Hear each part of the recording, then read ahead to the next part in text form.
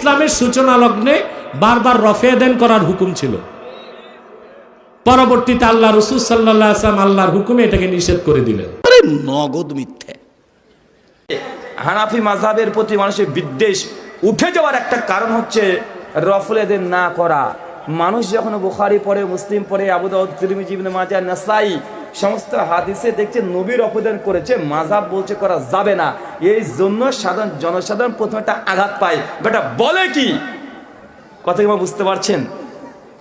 অনেকে বলে রফুল এদের নাকি মানসিক হয়ে গেছে। আমি জাস্ট মূল পয়েন্টটা ধরছি, রফুল এদের নাকি মানসিক হয়ে গেছে, নবী আগে করতেন পরে আর করেনি, এটা হচ্ছে তাদের মূল দাবি। আমার প্রশ্ন, আল্লাহ নবী যে মানসিক হয়ে গেছে রাফুল ইয়াদাইন, এটা কোরআনের কোন আয়াতে আছে? 1 2 কোন সহিহ হাদিসে আছে? 3 কোন সাহাবী বলেছে রাফুল ইয়াদাইন মানসিক? 4 কোন তাবেঈ বলেছে রাফুল ইয়াদাইন মানসিক?